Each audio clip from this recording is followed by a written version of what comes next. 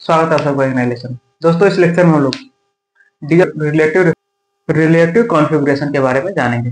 तो do system का use किया जाता है। इसका यूज अमीनो एसिड और कार्बोहाइड्रेट की जो मिरर इमेज है उसकी कॉन्फ़िगरेशन के लिए किया जाता है। ठीक है, तो पहला टॉपिक क्या करेंगे, पहला पॉइंट ये रहेगा कि डीएल सिस्टम का यूज कार्बोहाइड्रेट और एमिनो एसिड के डिफरेंस को जानने के लिए और उसके मिरर इमेज के कॉन्फ़िगरेशन को जानने में यूज किया जाता है। ठीक है, किया जाता है। तो डीएल सिस्टम क्या होता है कि देखिए, जब भी कोई कार्बोहाइड्रेट दिया हो, ठीक है, उसमें एक कायरल कार्बन होगा।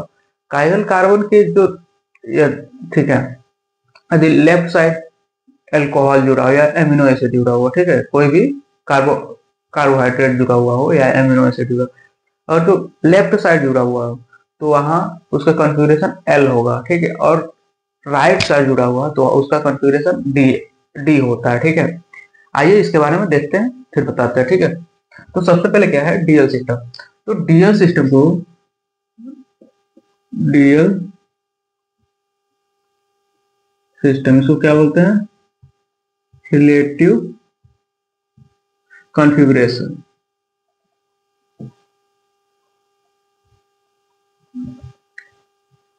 रिलेटिव कॉन्फ़िगरेशन ये हमारा सातवां है।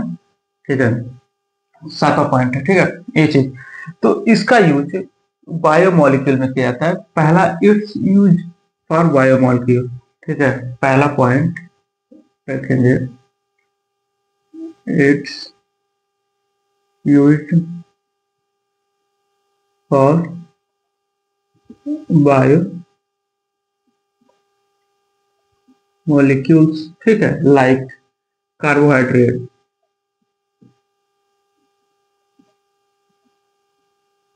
And amino acid. ठीक है, एंड अमीनो एसिड,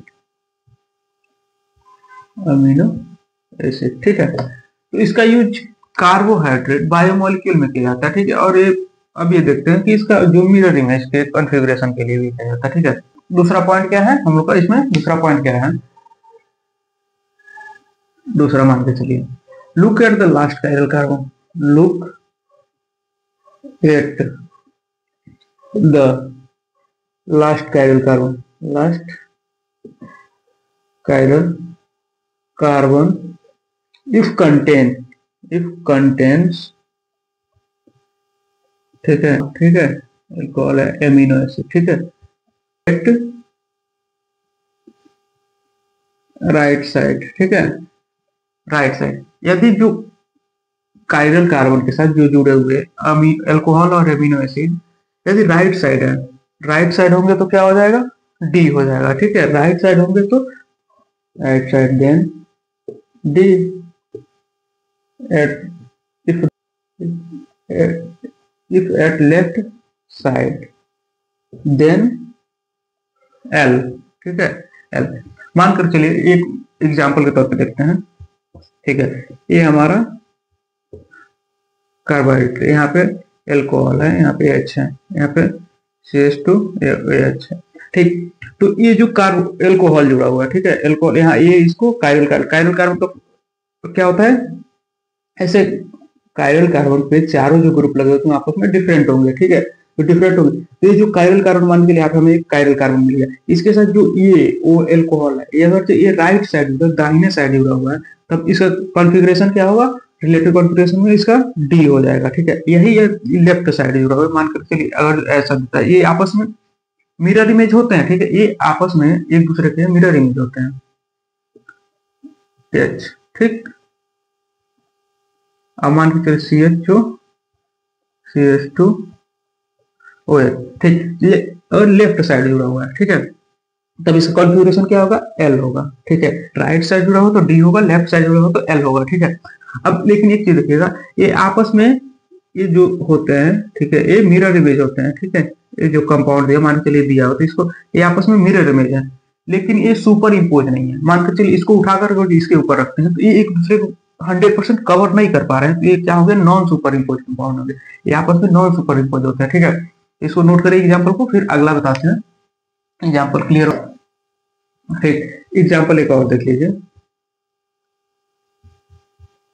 मानकर चलिए CH3 ठीक, OH H, ठीक, HOH, ठीक है, फिर CH2OH, ये हमारा कंपाउंड वाला कार्बोहाइड्रेट मिला।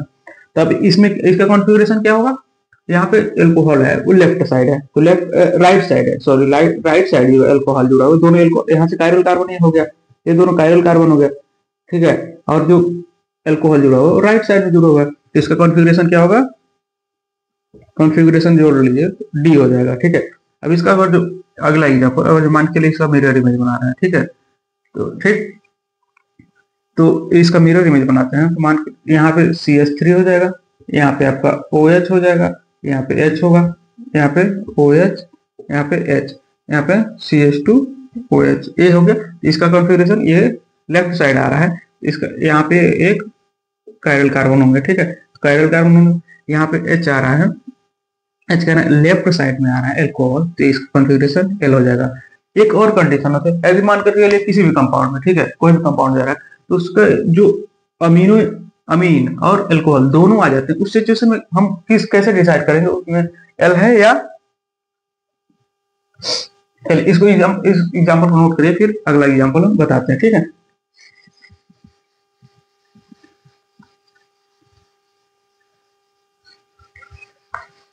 एक सेकंड, इसका देखिए हिंदी में डेवलप के लिए भी लिखता है इसका डेफिनेशन, इसका प्रयोग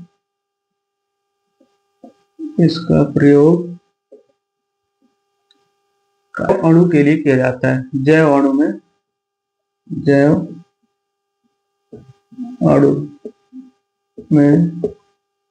किया जाता है, जैसे मान के लिए कार्बोहाइड्रेट हो गया,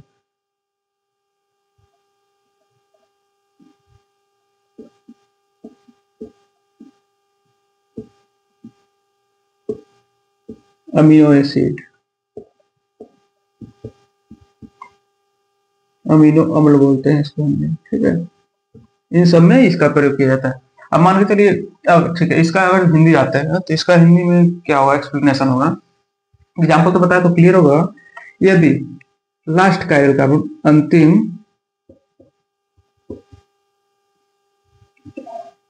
किरल कार्बन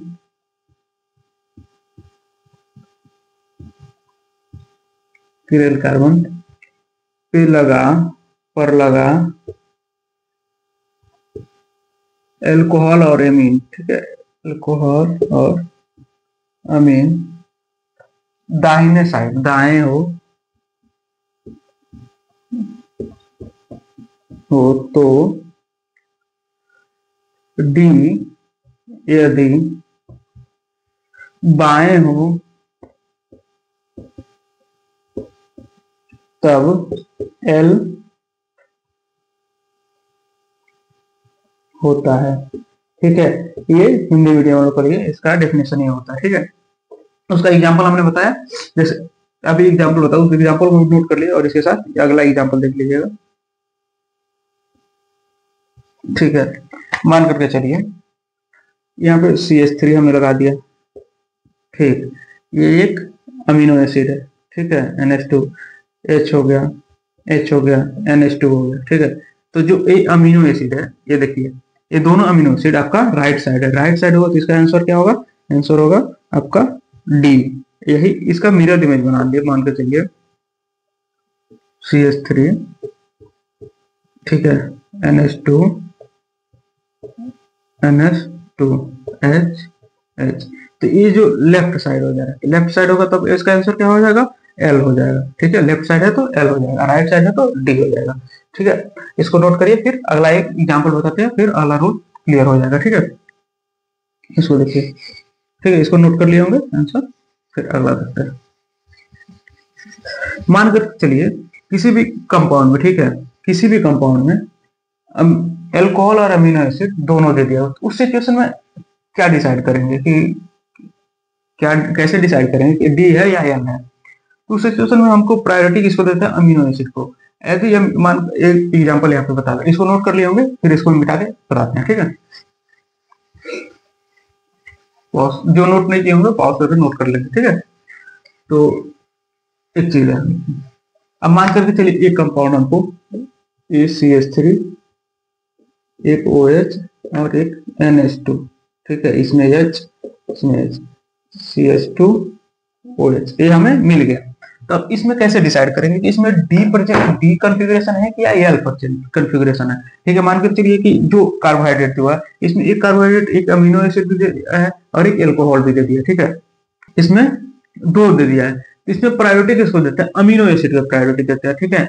अमीनो एसिड जिस साइड को लगा हुआ है, मान ये कायरल कार्बन है, ठीक है, ये दोनों आपस में कायरल कार्बन है, ये दोनों, ठीक है, तो अमीनो एसिड को देखेंगे, एल्कोहल को यहाँ पे छोड़ देंगे, ठीक है, मान के चलिए एल्कोहल को निगलेक्ट कर लेते हैं, अमीनो एसिड देते हैं। जिस साइड अमीनो एसिड लगा है उस इस हिसाब से कॉन्फ़िगरेशन को रिलेट करता है, ठीक है। मान के चलिए अमीनो एसिड क्या है, लेफ्ट साइड लगा, इसका आंसर हो जाएगा एल, हो जाएगा आंसर एल हो जाएगा।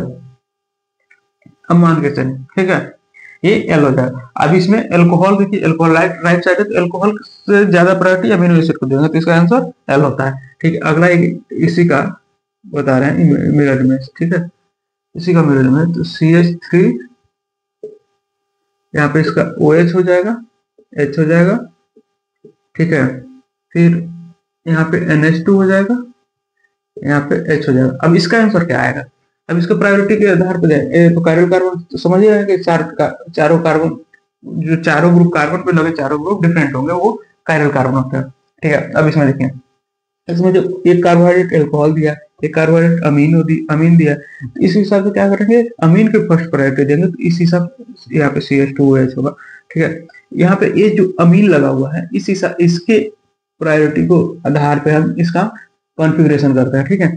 तो ये राइट साइड में इसका आंसर क्या हो जाएगा, एल हो जाएगा, ठीक है, ये एल हो जाएगा। राइट साइड है तो डी हो जाएगा, ठीक, सॉरी डी हो जाएगा, राइट साइड है तो डी हो जाएगा आंसर डी, इसमें लेफ्ट साइड है तो एल हो जाएगा, ठीक है। ये नोट कर लीजिए, फिर हम बताते हैं इसका ऑक्सीडाइजिंग ग्रुप प्रायोरिटी, इसे बता देते हैं ऑक्सीडाइज्ड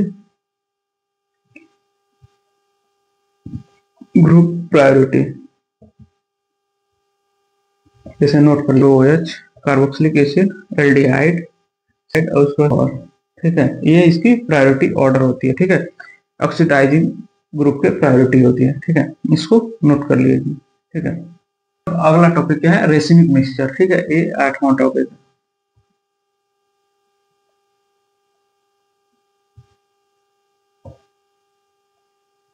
रेसिमिक मिक्सचर हिंदी में क्या होता है, रेसिमिक मिश्रण हिंदी में बोलते हैं, ठीक है।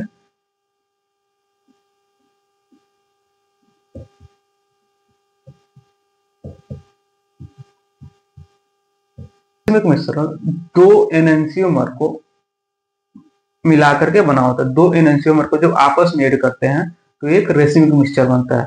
आइए इसका बताते हैं, ठीक है, एग्जांपल। तो इसका अगर जो नॉर्मली मान कर ए प्लस है, ए माइनस है, ठीक, ये डी है, ये प्लस एल हो जाएगा, इसका 50-50%, 50-50%, जैसे एनेंशियोमर के तौर पे ये आपस में मिल करके ये हमारा, ठीक है, ये रेसिमिक मिक्सचर बनाते हैं, ठीक है। ये 50% डी होता है, 50% डी होता है, 50% एल होता है।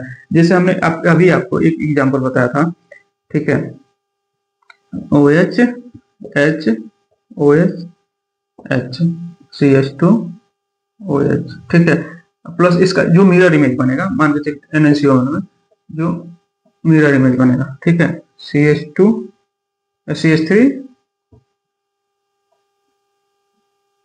OH H OH H CH2OH, ठीक है, ये हमें एक कंपाउंड मिल गया, ठीक है।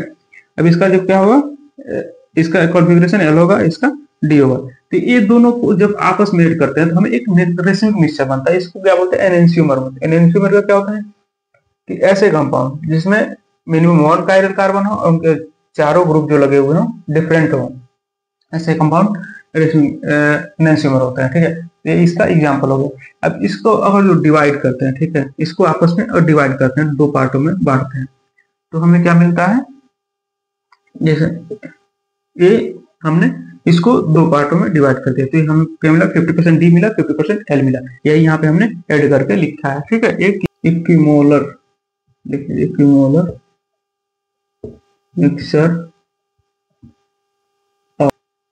अप टू एनएनसी,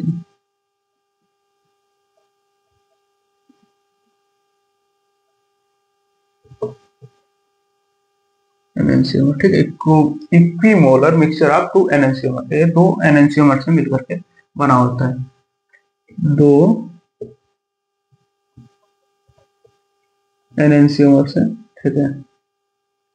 लिवोरोटेटरी और डेक्स्ट्रोरोटेटरी, जो वामावर्त घूर्णन और दक्षिणावर्त घूर्णन होते हैं, उनसे आपस में मिलकर के बना होता है। तो दो एनएनसीओमर से मिलकर बना होता है, ठीक है। ये इसका एग्जाम्पल है, इसको नोट कर लीजिए, ठीक है। ये हमारा ओके। फिर अगला टॉपिक हम रिजोल्यूशन देखेंगे, इसको नोट कर लिए होंगे, ओके। जो नोट नहीं है वो पॉज करके नोट कर लेंगे, ठीक है। अब अगला टॉपिक क्या है, 9th होगा रिजोल्यूशन। इसका यूज क्या, सेपरेशन ऑफ आइसोमर,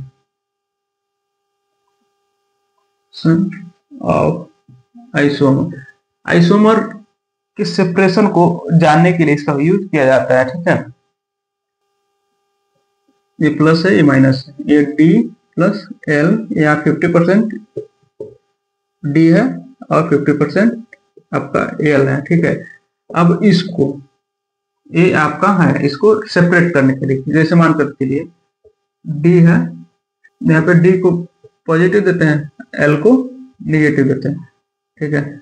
इन दोनों को आपस में सेपरेशन करने के लिए, देखिए डी, इन दोनों को आपस में सेपरेट करने के लिए यहाँ पे इसका यूज किया जाता है, ठीक है। इसका यूज किया जाता है, सब हेडिंग क्या होगा उनका, finding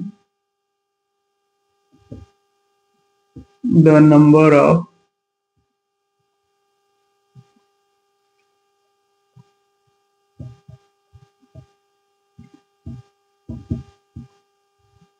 finding the number of isomerism, ठीक है।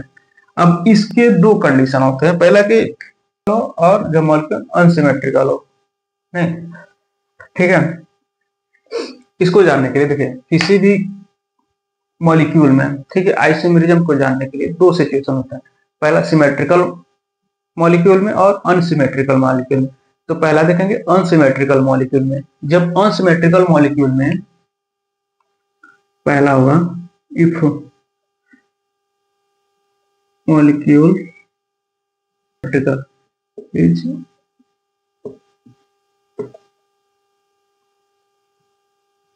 यदि मॉलिक्यूल अनसिमेट्रिकल, ठीक है, तो हमारा क्या होगा, पहला टोटल ऑप्टिकल आइसोमेरिज्म, ठीक है, टोटल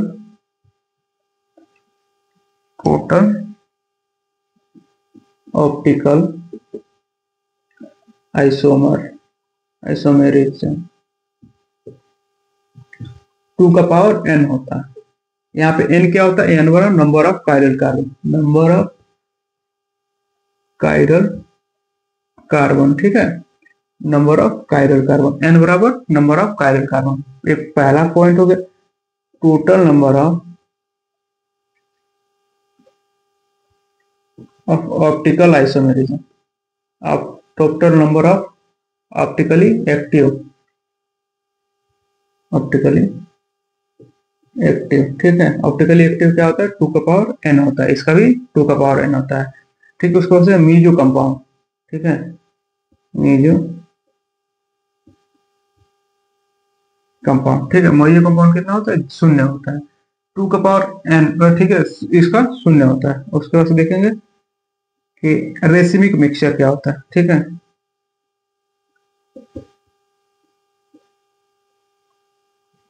रेसिमिक मिक्सचर क्या होता है, जो ऑप्टिकली एक्टिव जो होते हैं, ऑप्टिकली एक्टिव होते हैं, ऑप्टिकली एक्टिव अपॉन 2 होता है, ठीक है। ये इसका, ये मेनली 4 फार्मूले हैं, ठीक है। एग्जाम्पल देख लीजिए, एग्जाम्पल इसका मान करके चलिए, यहाँ पे हमने CH3 लिखा, यहाँ पे OH H H OH CH2 OH, ये हमारा एक कंपाउंड है, मॉलिक्यूल है, ठीक है। अब इसमें सबसे पहले जानेंगे, जैसे मान के चलिए ऑप्टिकल आइसोमेरिज्म पे जानना है, तो सबसे पहले क्या जानेंगे कि एन क्या होता है, नंबर ऑफ कायरल कार्बन। इस एटम में कितने कायरल कार्बन है, एक, ठीक, ये दो कार्बन, तो एन का वैल्यू कितना आ जा रहा है वहां पे, 2 आ जा रहा है, ठीक है। अब इसमें पूछेगा ऑप्टिकली आइसोमेरिज्म कितनी, ऑप्टिकली आइसोमेर टोटल ऑप्टिकल आइसोमर कितने बनते हैं। तो मानकर चलिए ऑप्टिकल आइसोमेरिज्म का फार्मूला क्या बनता है, टोटल, यहाँ पर टोटल ऑप्टिकल, ऑप्टिकली आइसोमेरिज्म को ओ से, आपको आई से डिनोट कर देना, ठीक है, ओ से ऑप्टिकल, आई से आइसोमेरिज्म, ठीक है। इसका फार्मूला क्या है, 2 का पावर n हो रहा है, 2 का पावर n हो रहा है। तो यहाँ पे n का वैल्यू क्या है, 2 का पावर n मतलब 2 का जो पावर है 2 हो रहा है, तो यहाँ पे होगा 2 मल्टीप्लाई 2 इक्वल टू 4, ठीक है। ये हमारा इसका टोटल ऑप्टिकल आइसोमेरिज्म हो गया। अब यहीं पे दिखा देते हैं total optically active isomerism, same वही हो, सेम फार्मूला दे रहा है ऑप्टिकली आइसोमेरिज्म के लिए, 2 का पावर n इसका भी हो रहा है, तो 2 का पावर 2 हो जाएगा, यानी 4 हो जाएगा, ठीक। आ गया रेसिमिक मिक्सचर, अनसिमेट्रिकल कंपाउंड में, मॉलिक्यूल में रेसिमिक मिक्सचर का वैल्यू क्या होता है, नहीं मीजो कंपाउंड का वैल्यू क्या होता है, सॉरी मीजो कंपाउंड 0 होंगे, ठीक है। अब इसमें देखिए कि रेसिमिक मिक्सचर कितने हैं, और रेसिमिक मिक्सचर क्या है, ऑप्टिकल आइसोमेरिज्म अपॉन 2, तो रेसिमिक मिक्सचर के आरएम इसको शॉर्ट में लिख देते हैं OA upon 2, optically isomer upon 2 हो जाता है, ठीक है 2। तो इसका जो होता है ऑप्टिकली आइसोमेरिज्म कितने आ रहे हैं, ऑप्टिकली देखिए, optically active isomer, optically active, तो ऑप्टिकली एक्टिव कितने हैं, 4 आ रहे हैं, तो यहाँ पर 4/2 इक्वल टू 2 आंसर आ जाएगा, ठीक है। इसको नोट करके फिर बताते हैं, ठीक है। अब देखिए कोई भी अनसिमेट्रिकल कंपाउंड मॉलिक्यूल दिया हो, ठीक है, उसमें ये जानना है कि total number of optical isomerism कितने हैं, तो उसका फॉर्मूला क्या होता है, 2 की पावर n होता है, ठीक। उसके बाद दूसरा चीज कि उस मॉलिक्यूल में ऑप्टिकली एक्टिव कितने हैं, ठीक है, तो उसके लिए क्या होगा, 2 का पावर n होता है, मीजो कंपाउंड ऑप्टिकली एक्टिव में 0 होता है, ठीक है। और total number of racemic mixture का होता है ऑप्टिकली एक्टिव अपॉन 2, जो हमने एक एग्जांपल में बता दिया। जैसे ए मॉलिक्यूल दिया है तो सबसे पहले हमें ये जानना है ऑप्टिकल आइसोमेरिज्म कितने हैं, तो ऑप्टिकल आइसोमेरिज्म के लिए फार्मूला हमें मिल रहा है 2 का पावर n, तो यहाँ पे 2 का पावर n ये जो फार्मूला है, तो अब n सबसे पहले जाना, n मतलब नंबर ऑफ कायरल कार्बन, इस मॉलिक्यूल में सबसे पहले देखेंगे कायरल कार्बन कितने हैं, तो यहाँ पे एक, यहाँ पे दो हमें कायरल कार्बन, जो n कायरल कार्बन को n से डिनोट कर रहे हैं, तो n से मतलब 2 हमें कायरल कार्बन मिले। अब टोटल ऑप्टिकल आइसोमेरिज्म बराबर 2 का पावर n, यहाँ से 2 का पावर n, तो 2 हो गया, n का वैल्यू कितना 2, तो 2 का पावर 2 है, 2 मल्टीप्लाई 2 हो जाएगा 4। अब ऑप्टिकली एक्टिव देखेंगे, इसका भी फार्मूला हमें क्या मिला, 2 का पावर n, तो इसमें भी सेम यही आ जाएगा। फिर मीजो कंपाउंड इसका वैल्यू 0 होता है, तो यहाँ पे 0 आ गया। रेसिमिक मिक्सचर कितना है, optically active upon 2, optically active कितने हैं आपके, ऑप्टिकली एक्टिव आपका वैल्यू दे रहा है यहाँ पे 4/2, यानी 4/2 इक्वल टू 2, आंसर आपका हो गया। ये नोट कर लिए। फिर अब बताते हैं कि अनसिमेट्रिकल, अब ये तो अनसिमेट्रिकल होगा, सिमेट्रिकल का मॉलिक्यूल दिया हो उस सिचुएशन में क्या होगा, इसको नोट करिए फिर हम बताते हैं, ठीक है। ये दूसरा टाइप है, इसमें मान कर इसमें भी 2 कंडीशन होते हैं। केस फर्स्ट होता है, केस फर्स्ट n का वैल्यू जब ऑड हो, n बराबर इवन लिखिए, ठीक है, जब सम और विषम क्या होता है, पहला कंडीशन, पहला टोटल ऑप्टिकल आइसोमेरिज्म, जब n इवन हो तो टोटल ऑप्टिकल आइसोमेरिज्म क्या होगा, पावर n-1 प्लस 2 का पावर p-1, यहाँ पे p-1, n तो जानते हैं कि n बराबर क्या होता है, n equal to n chiral carbon होता है, a chiral carbon equal to n होता है, और p क्या होता है, p बराबर n/2 होता है, पर n/2, ये नोट कर लीजिएगा, ये 2 कंडीशन होते हैं, p बराबर n/2, ठीक है।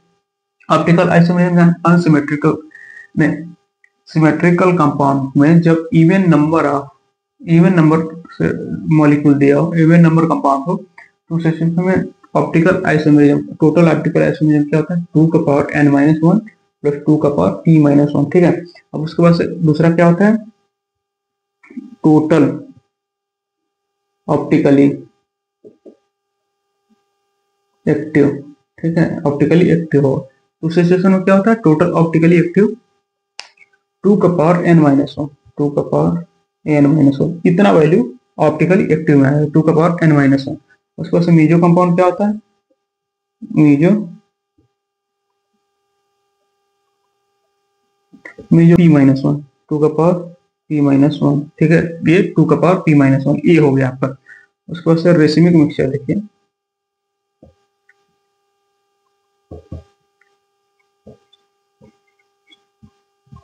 रेसिमिक मिक्सचर क्या होता है, ऑप्टिकली एक्टिव अपॉन 2, सेम इसका वही होता है, same formula, optically active upon 2, ओ ए अपॉन 2, इसको सीधा यहाँ लिखिए बटा 2 होता है, ये हमारा इसका फार्मूला हो गया, ठीक है। इसको नोट करिए, फिर हम इसका एग्जांपल बताते हैं, फिर आप लोग को क्लियर हो जाएगा, ठीक है, ठीक है, इसको क्लियर करिए, ओके, नोट कर लिए होंगे, नोट डाउन कर लिए होंगे, फिर हमको इसका एग्जाम्पल, हम एग्जाम्पल देखिए, CH3 OH H H OH CH3, ठीक। अब इसमें ये जानेंगे, ठीक है। तो सबसे पहले n की वैल्यू, n कितने हैं, 2, n बराबर 2, ठीक है। उसके बाद से p जानेंगे, p क्या होता है, n अपॉन 2 होता है, n अपॉन 2 मतलब 2/2/2 इक्वल टू 1। अब ठीक है, अब हमें दो चीजें मिल गई। अब इसके लिए टोटल ऑप्टिकल आइसोमरिज्म का फार्मूला क्या होता है, टोटल ऑप्टिकल आइसोमर, ठीक है। इसके लिए क्या होगा फार्मूला, 2 का power n minus one plus 2 का पावर p माइनस वन, ठीक। तब इसमें इस फार्मूले में आप इसका वैल्यू रख दीजिए, 2 का पावर n का वैल्यू कितना है, n हमें 2 मिल रहा है, ठीक है। n का वैल्यू 2 माइनस वन प्लस 2 का पावर p माइनस वन, तो 2 हो गया। अब p माइनस वन मान करके हमें ये क्या मिला, p का वैल्यू कितना मिला, 1 मिल रहा है, वैल्यू 1 मिला, 1 माइनस वन, ठीक है। तो इसका क्या आ जाएगा, 2 का पावर 1 प्लस 2 का पावर 0, ठीक है, 0 है तो इसका value 2 plus 1 equal to 3। Total optical isomer कितने आ गए, 3 आ गए, ठीक है। ऑप्टिकली अब एक्टिव देखें,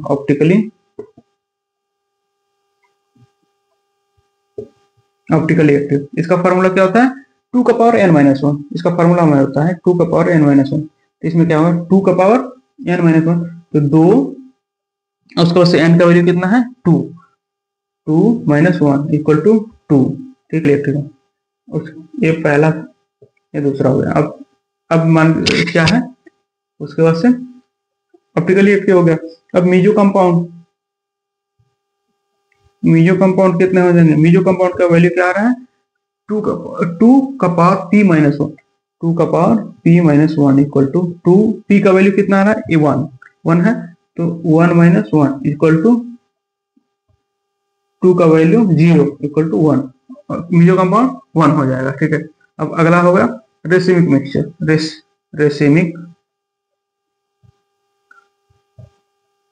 मिक्सचर इक्वल टू क्या होगा, रेसिमिक मिक्सचर क्या होगा आपका, ये हो गया। अब रेसिमिक मिक्सचर देखिए, रेसिमिक मिक्सचर कितने हैं आपके, ऑप्टिकली एक्टिव अपॉन 2 होता है, ऑप्टिकली एक्टिव अपॉन 2 होता है, ठीक है। तो ऑप्टिकली एक्टिव कितने हैं आपके, ऑप्टिकली एक्टिव देखिए 2, तो 2 upon 2 equal to 1, optically active racemic mixture आपके 1 मिले। तो ठीक है, ये क्लियर हो गया होगा कि जब सिमेट्रिकल मॉलिक्यूल में, जब मॉलिक्यूल सिमेट्रिकल और इवन नंबर ऑफ कंपाउंड हो, ठीक है, तो उस सिचुएशन में क्या होता है, ऑप्टिकल आइसोमरिज्म कितना है, 2 का power n minus one plus 2 का पावर p माइनस वन, ठीक है। ये इसका हमने एग्जाम्पल के तौर पर ये कैलकुलेशन करके दिखा दिया। ऑप्टिकल एक्टिव का फार्मूला क्या है, 2 का पावर n माइनस वन, ठीक है। फिर मीजो कंपाउंड का 2 का power p minus one, racemic mixture optical active का 2, ये क्लियर हो गया, ठीक है। इसको नोट करिए। फिर देखिए, अब ऑड नंबर के लिए हमने आपको बता दिया, ठीक है। ऑड नंबर के लिए इसका फार्मूला क्या होता है, यहाँ पे डायरेक्ट क्वेश्चन में ही इसका फार्मूला बता दे रहे हैं, ठीक है। देखिए, तो इसमें ऑप्टिकल आइसोमर देखेंगे, ऑप्टिकल आइसोमर के लिए वैल्यू क्या होता है, 2 का पावर p, ठीक। तो यहाँ पे p देखिए, n का वैल्यू कितना दिया है, 3। यहाँ पे p क्या होता है आपका, p equal to n minus one, ठीक है। n माइनस वन, ये p को निकालने के लिए। तो पी का वैल्यू कितना होगा आपका 3 माइनस 1 इक्वल टू 2, यानी 3 माइनस 1 इक्वल टू 2। तो यहाँ से आपका पी ऑप्टिकल आइसोमर कितना हो जाएंगे 2 पावर 2 इक्वल टू 4 हो जाएंगे। ठीक है, अब इस फिर ऑप्टिकली एक्टिव देखिए, ऑप्टिकली एक्टिव इसका फॉर्मूला क्या होता है 2 का पावर p माइनस 2 का पावर p अपन 2। तो यहाँ से 2 निकालिए, तो 2 p का वैल्यू कितना है 2 हो गया माइनस 2 का, फिर उसके बाद p अपन 2 इक्वल टू क्या आ जाएगा, यहाँ पे 4 माइनस 2 आ जाएगा इक्वल टू 2 आ जाएगा, इसका ऑप्टिकल एक्टिव 2। उसके बाद से आप देखिए मीजो कंपाउंड क्या होता है, मीजो कंपाउंड है, तो मीजो कंपाउंड का फार्मूला क्या 2 का पावर p अपन 2 हो जाएगा। ठीक, तो इसमें फार्मूला को में वैल्यू को पुट करिए तो 2 अपन 2 बाई 2 equal to 1 power 2 equal to 2 आ जाएगा, इसका भी वैल्यू 2 आएगा। ओके, ये क्लियर। अब मीजो कंपाउंड का उसके बाद से क्या होगा racemic mixture, racemic mixture equal to optical active अपन 2 होता है। तो ऑप्टिकली एक्टिव कितना आपका आंसर आया है, ऑप्टिकली एक्टिव देखिए आपका वैल्यू कितना आ रहा है 2 आ रहा है, 2 अपन 2 इक्वल टू 1, ये क्लियर हो गया। तो हमने पूरे आइसोमेरिज्म को जितने भी 11th बेस सिलेबस थे पूरे हमने कवर कर लिया। ठीक है, अब इसको अच्छे तरीके से पढ़िए और पूरे आप आइसोमेरिज्म को देखिए। ठीक है, हमने अब तक दो चैप्टर मतलब some basic concept of chemistry के प्रॉपर्टी के 2 चैप्टर आईयूपीएसी नेमिंग और आइसोमेरिज्म को कवर कर लिया। अब हम अगला देखेंगे हाइड्रोकार्बन को। ठीक है, तो यहाँ हम लोग का आइसोमेरिज्म खत्म होता है। ठीक है, अब नेक्स्ट चैप्टर देखेंगे, इस चैप्टर को आप पढ़िए और रिवाइज करिए, साथ ही साथ क्वेश्चन जितना हो सके उतना क्वेश्चन को प्रैक्टिस करिए। ठीक है, तो चैनल को लाइक कमेंट शेयर और सब्सक्राइब करिए। Thank you so much, all the very best.